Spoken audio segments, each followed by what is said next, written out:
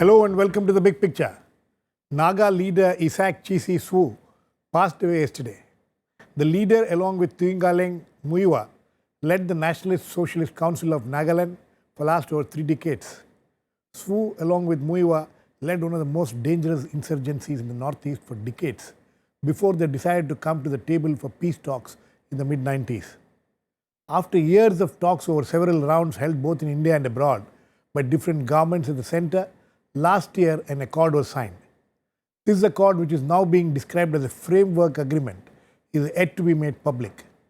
Swu, who had been hospitalized for several months, had been part of the talks, though it was Muiwa who took active part. Now, with the passing away of Swu, what will be the nature of the peace talks? How will it affect it, if at all? What is it that the government of India is offering?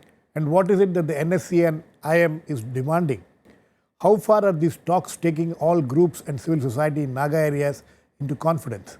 We will discuss all this today with Neiphiu Rio, former Chief Minister of Nagaland and now a Lok Sabha MP from his party, the Nagaland People's Front, BP Singh, former Home Secretary, Government of India, Jayadev Ranade, former Additional Secretary, Cabinet Secretariat, and Kishalay Bhattacharjee, senior journalist and author. Welcome to all of you. Kishalay, I would like to come to you first.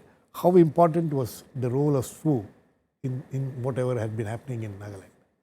I think Swu was important for the branding of NSC and IM. I mean, what do you do now with the IM? Because I was Isak and Chishi Swu and M was Muiwa. But for all practical purposes, it was an organization where the rank and file was the Tangkuls. If one understands what the tribal dynamics out there is, because you have Nagas inside the state of Nagaland, you have Nagas, or at least tribes who call themselves Nagas outside. Muiwa was a Tangkul, and most of the leadership of NSC and IM are actually Tangkuls. And to gain legitimacy within the state of Nagaland, that is where Muiwa wanted Swu, because Swu came from the Sema tribe. And Swu's role, at least for several years, and they would be able to tell much better. Even during the talks, he would begin the talks with a prayer to say that let's all peacefully, patiently come, and then he would leave. Actually, I don't know of any significant decision that he has taken. Though it was always maintained that it was a combined leadership, and it was Muiwa always sought advice from Swu. I, for one, whatever I know of Muiwa and whatever I know of NSC and IM, I don't think so. He really cared of what Swu thought about. And Swu, for several years, really spent a lot of time, studying the Bible. He was absorbed in that. But it is going to be a problem for Muiwa now. It may be now probably to find much a replacement. I don't see any replacement coming from the other Naga, so-called Nagas from Nagaland. The leadership that is available to Muiwa are too old. The younger ones are Tangkul. That's not going to be a good move for Muiwa to have he himself is a Tangkul, to have another Tangkul. So it is going to be probably a better situation for the government of India now to negotiate with Swu gone. But I don't know how Muiwa is going to move on. Okay, that's interesting. Mr. Rio? Mr. Rio, how do you look at this passing away of Mr. Swu? And what kind of a shape will this whole peace talks take now with him gone? Do you agree with Kishalay about not according to Kishalay, from what I could gather, I think he's saying that not much should change.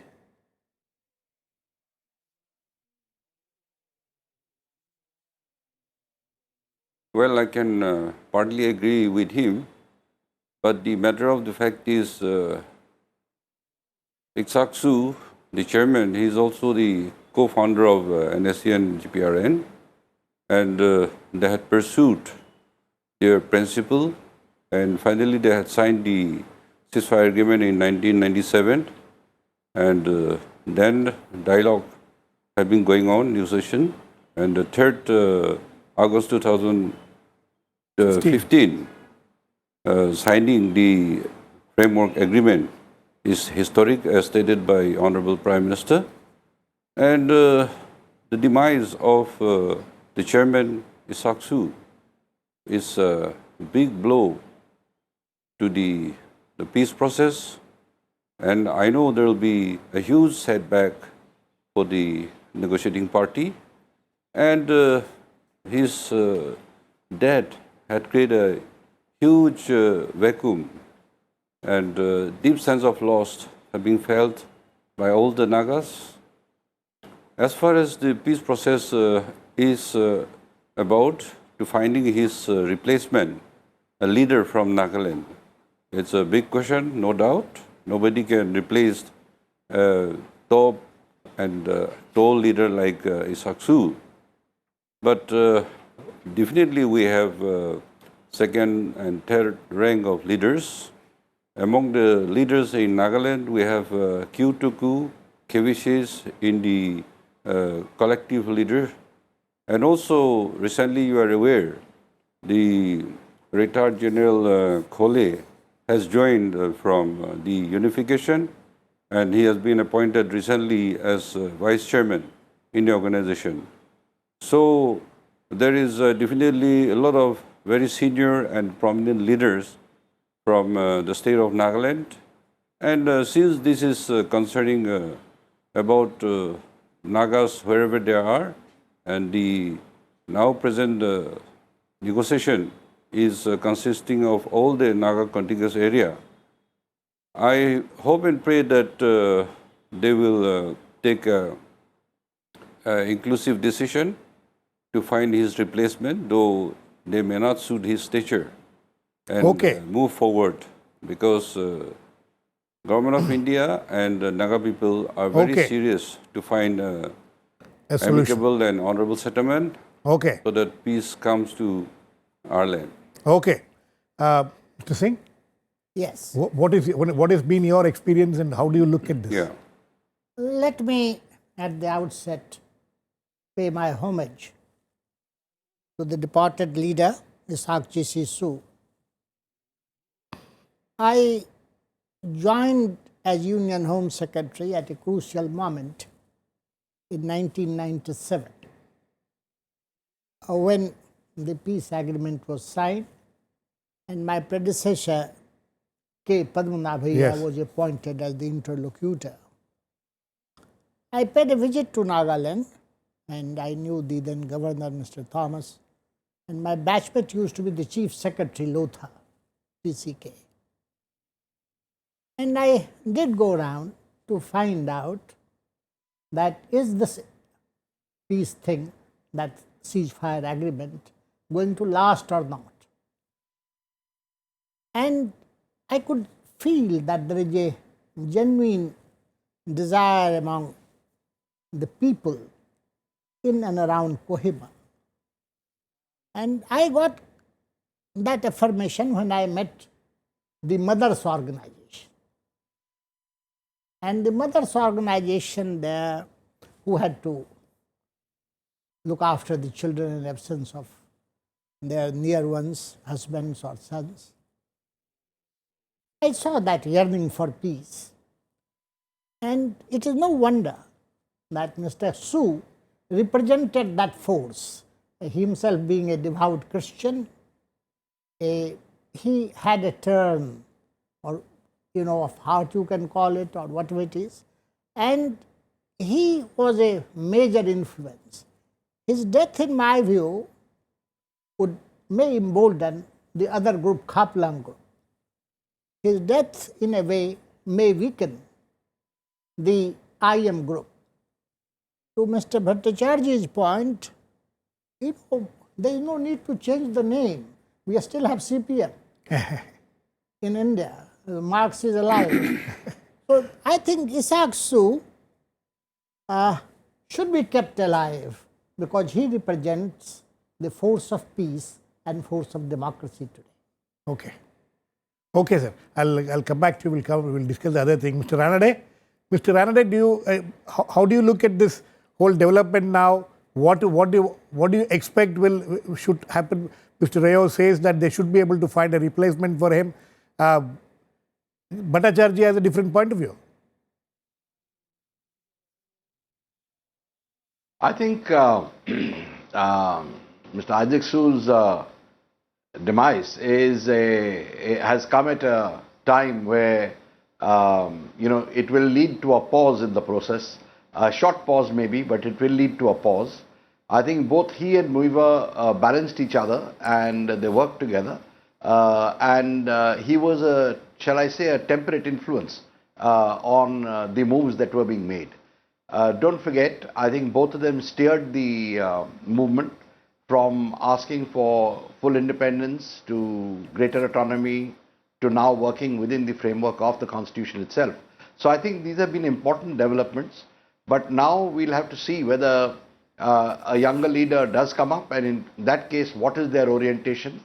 But for the time being, I think we might find a slowing down of the process in the short term. Okay, Mr. Rio, would you agree with Mr. Ranade that there is going to be a slowing down of the process? One. Second thing is in 2015, it is now almost 10 months since that agreement was signed last year. The accord was signed last year. Now it's called a framework agreement. Yeah. Why is it that we have not been able to finalize that agreement till now? What are the details? We still don't know what the details are.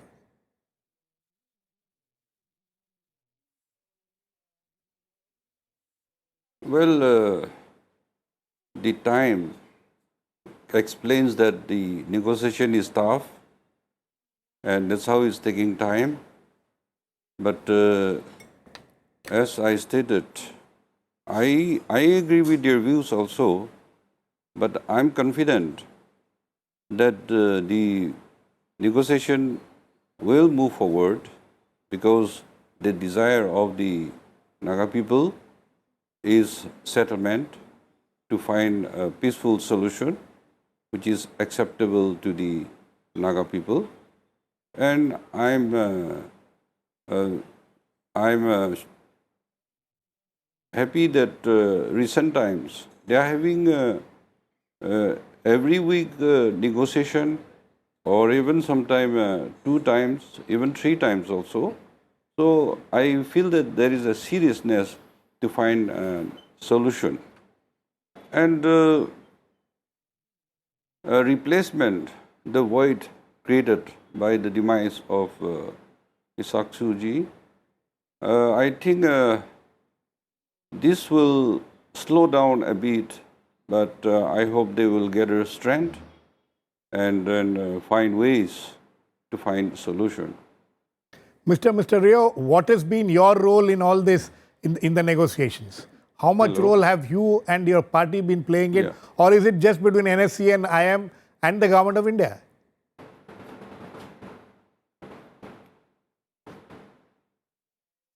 No, you are aware, when I was in the state as Chief Minister, we declared our policy as a facilitator, and we even declared equi-closeness, because be undergrounds or overgrounds, we are all Nagas, we are a family, and therefore we should come close to understand one another, and we pursued, and we even 60 members house, we had agreed that if solution come about, we will pave the way for alternative arrangement.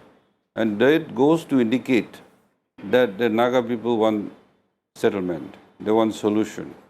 The present government now also in our manifesto has declared clearly that we will pave way, be 1 day, 1 week, 1 month, 1 year, any day that the government is prepared to pave way. So when the people want peace settlement, I think Government of India should not prolong the agony and the suffering of the people, but find settlement at the earliest. But why do you think it is being prolonged?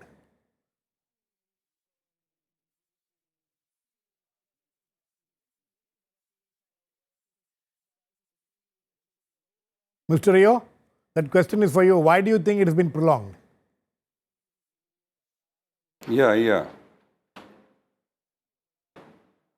No, I said definitely it has been a big blow on the demise, but that setback should be gap by finding a replacement, though it may not be to the stature of former chairman. But I'm hopeful that this will continue, and my plea is that, Yeah. Kishalay, why do you think it's been prolonged? It's been 10 months since since this supposed to have this framework agreement, first it was called an accord, now it's being called a framework agreement. What is happening? Whatever I know is that there is nothing to offer. And that's the biggest problem of all the peace processes that's been going on in that region. Because Nothing to offer who? The government of India? yeah, the government of India. What is the government of India? Or the NSCM has NSC and IM. I mean, what do you give them? There is already a state of Nagaland, right? I mean, you're not going to so the territorial integrity is completely out of question, and that is what Muiva stands for. I mean, if he settles for anything less than territorial integrity, then how does he go back to Ukhrul, his hometown, which is in Manipur? What does he tell his? Because his entire rank and file, I told you, are the Tangkuls. So, and he has scaled down from that, apparently, but he's not, it's difficult for him now to come out in the open and say, well, I'm okay without a territorial integrity. The government of India, which I understand, has been negotiating with them and telling them that, see, in all the previous agreements, negotiations, talks, whatever, 80 rounds of negotiations, and even if you go back right from the Shillong Accord, territorial, the word is never there. There's integration, so why don't you agree to a cultural integration? You can be in different parts of the country and you can still, be Naga and you can still be that, if that is, which is very vague.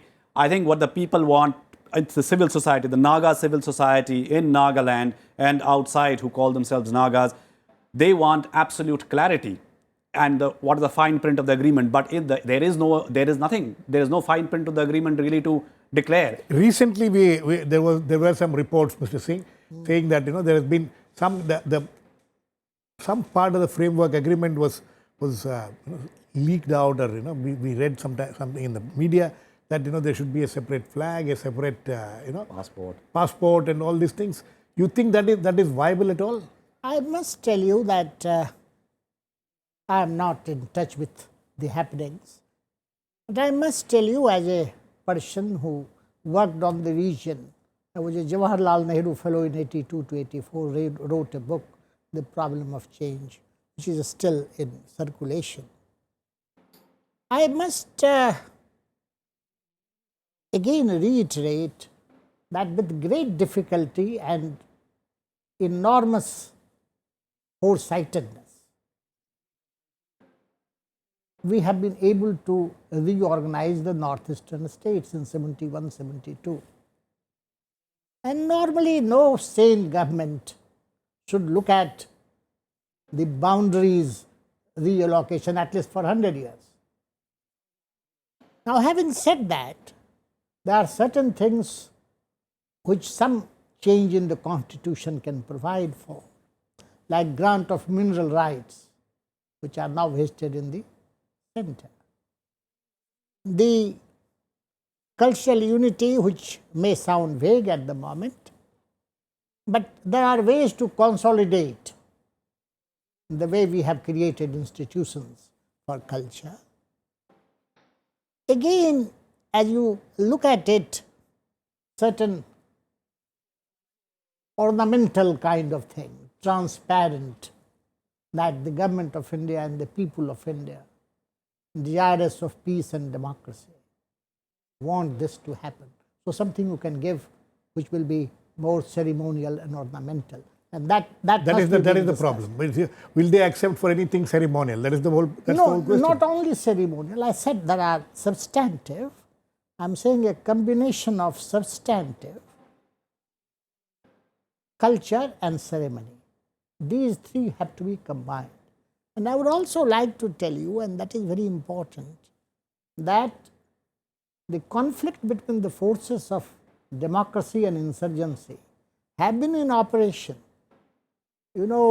After 1974 Accord, immediately thereafter, a group known as, this was the election in UDF under Vijay Angami, who had links with the underground. The government of India showed foresight and allowed that group to form the government. And earlier group, which was led by a very important leader, Kishalay Sema, and he was defeated. So it is possible of the changeover. And therefore, I am not so much worried that the spirit of Mr. Swu would be less powerful than the presence of Mr. Swu. But Okay. it is a question of how you negotiate that spirit. Okay, Mr. Ranade. Mr. Ranade, what is it that the people of Nagaland will settle for, and is it possible for Government of India to offer that? I think, Girish, already, probably as soon as news of Mr. Isak Chishi passing away became public, I'm sure the Government of India must have got in touch with Mr. Muiva to try and explore the way forward, and in any case, about the next contact and how to, what the parameters would be. So I don't think they are going to lag behind on that. That will move ahead. As I said, there will be a pause till things settle down internally in the NSE and IM. But I would like to touch on what Mr. BP Singh said. And I think he made a very important point when he spoke about the cultural affinities that can be developed by the Government of India by being magnanimous. And I think what we might see is that kind of a cultural, those cultural linkages or an institution or whatever they finally start moving towards, being backed by some kind of financial assistance over which the Nagas themselves would have autonomous control. I said, I feel something like that is what probably will come out in the works.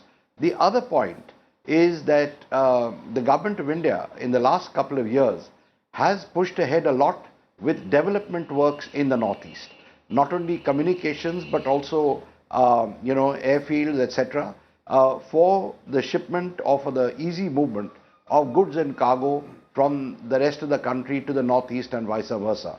There has also been an integration of the people from those parts with the rest of the country, particularly in public service kind of jobs, service sector jobs, where many of them are there working all over. So I think what we are seeing is a mainstreaming, if I may call it, or at least bringing the youngsters into the fold, and they themselves benefiting from economic development, which will be another factor in moving the peace process forward. Okay, Mr. Rio. Mr. Rio, what is it that the people of Nagaland will settle for? We were told about a separate flag and separate constitution. There's also talk of a ESBO or the constitution, the Naga constitution. Is that something which is something which can be which has already been agreed upon?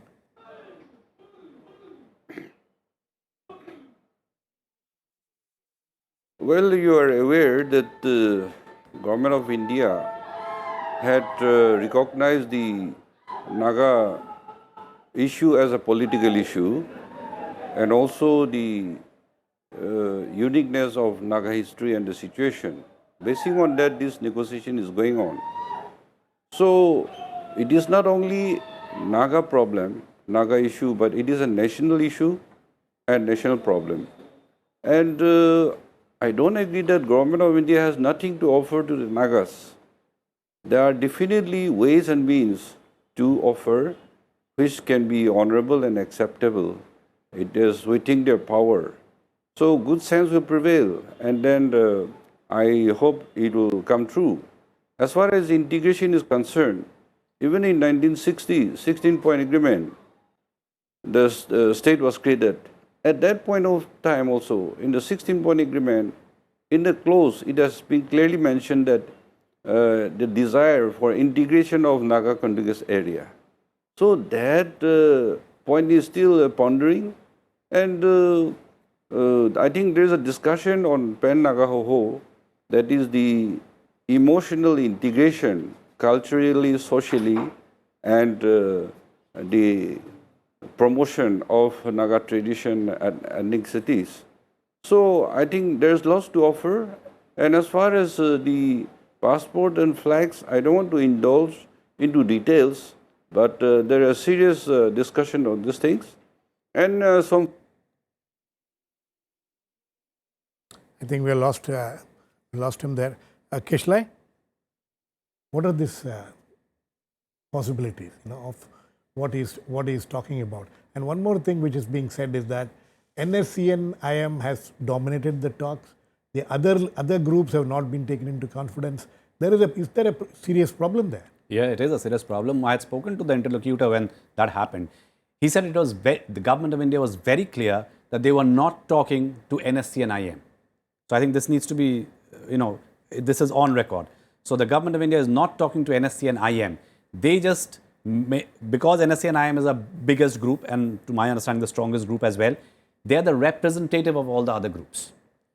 Whoever came on board. So NSCN-K did not come on board. NSCN-K, that's why went out of the ceasefire. They are also representing the civil society. This is according to, what on record. But there are groups in the Naga civil society and the other groups who say that, see, this is not how the government should go about. The government is only meeting people from the NSCN-IM or groups which are sympathetic to NSCN-IM, and which means they're talking to NSCN-IM. They're not talking to the Naga groups, and that way there's no solution. The question is that what is the problem? So if you look at the demand of the Naga, the integration of the Naga inhabited areas or Nagaland is a Muiva demand. It's a typically Muiva demand, which is a Tangkul demand. The Nagas of Nagaland do not want it. The Nagas of Nagaland, even yesterday when I spoke to them, they said, we don't want Muiva inside Nagaland. So there is that tribal dynamics is something that the government of India is very much aware. When they play to it, I don't know how politically correct it would be for them to really talk about it, but they play to it. Mr. Singh, is that the problem? Or is the government of India talking to one group and not talking? But according to Mr. Rio, he says that they have passed a resolution in the House that they will fully. I must look at it in a much wider perspective.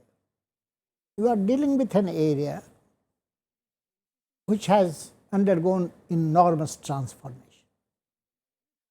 50 years and enormous problems also. Yes. No, I think problems have eased. 70 years ago, there was no Naga. It is 16, 17 tribes. Today, there is a distinct Naga personality, although there are tribes. And the second is there has been enormous economic transformation. Education has gone up. More than 80% of people are educated. Naga boys and girls, whether they are Tangkul of Manipur or Meiteis of Manipur or Sema or Lotha of Nagaland, they are not only in Nagaland, they are in Bangalore, they are in all Delhi, parts of the country. All parts of the country. So a personality is coming up which forces the society, forces the insurgents for harmony. And therefore, we must not do something in negotiation which will harm that harmony.